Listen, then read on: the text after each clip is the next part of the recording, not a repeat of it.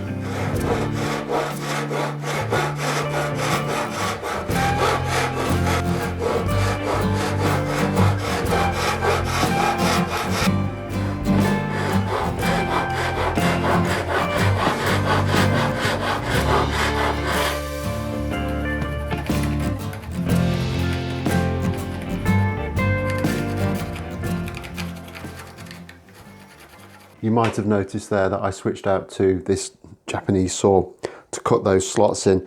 Basically, I couldn't see what I was doing because of this guide, so I just changed saw, and that's worked perfectly fine. They might not be quite deep enough, but we can just adjust that as and when we need to. So next, I'm going to get the little router plane out and start working my way down with these. And I've had a few questions about this little thing. It's a Veritas mini router plane. It's one of their series of miniature tools, all of which actually work really, really well. It's a great little bit of kit. It looks like a toy, but does the job beautifully. So I'll set this up for quite a shallow depth of cut, and then I'll just work my way through all of these, drop it down a bit further, and just rinse and repeat until I'm down to the depth that I need. I was a little bit worried that the blade on this might be a little bit fatter than this last inlay, but it isn't. It's kind of just about the right size. So that's absolutely spot on. So like I say, I'll work my way through all of these, get these routed to depth, and then we can look at getting these inlays in.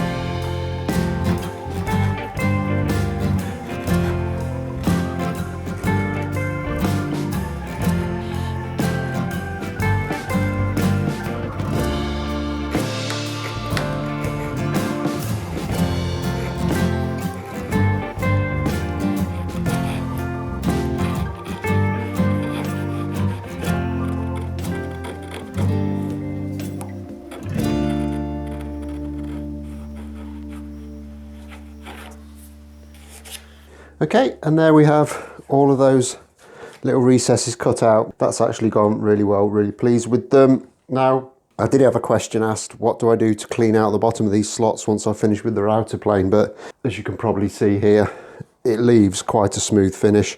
So I don't really feel the need to do anything with those. I think they are absolutely spot on. So with that done, we can now just make sure that all of these inlays kind of absolutely fit perfectly, kind of make any minor adjustments that they might need. Having these kind of tapered wedge shaped inlays is actually a real benefit, because technically I don't think they can actually be loose, because you just push them in until they fit nice and snug, and I think they all look really, really good. So I'm just going to go through these now and just kind of final double check them, make sure they all fit properly, and we can get some glue out.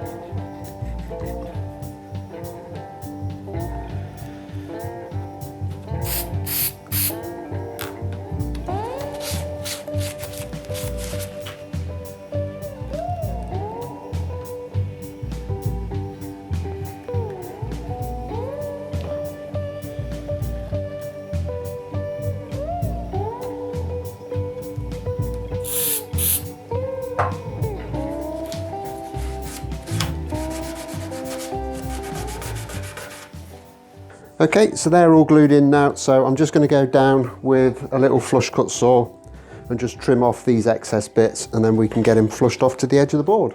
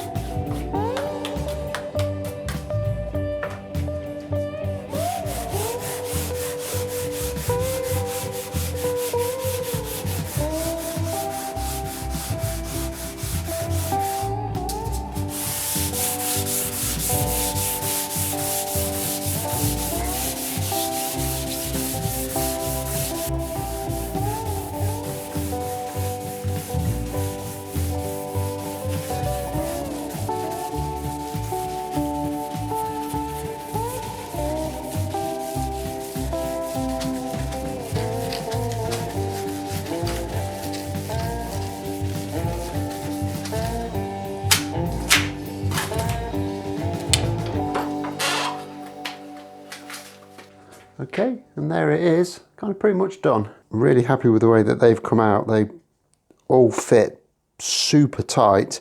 This one's got a little bit of a gap just in front of it. I think I might have slipped with the saw a little bit.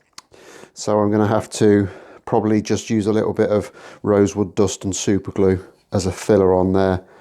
That's why I haven't kind of gone massively overboard with the polishing on this just yet, because I know I've got to do a little bit of remedial work. But I think for the bulk of that, they've come out really nice. Now, I did say that I was going to look at the binding on this in this episode. However, unfortunately, the fret wire hasn't arrived yet, and I don't want to bind it until I'm absolutely 100% certain that I've got these fret slots cut to the right depth for the wire, because doing it once the binding's on would be an absolute pain. So I'm going to leave that for the time being, which means this is probably a really good time to leave this episode. So I'll be back in a couple of days' time when hopefully we'll have that fret wire and we can crack on. So until then, as always, like if you've liked, subscribe if you haven't already done so. You might have noticed we hit the 5,000 subscriber mark in the last day or so, which is absolutely amazing. I never thought I'd get anywhere near that. So thank you very much for that. And I shall see you in a few days' time. Thanks a lot for watching. Bye-bye.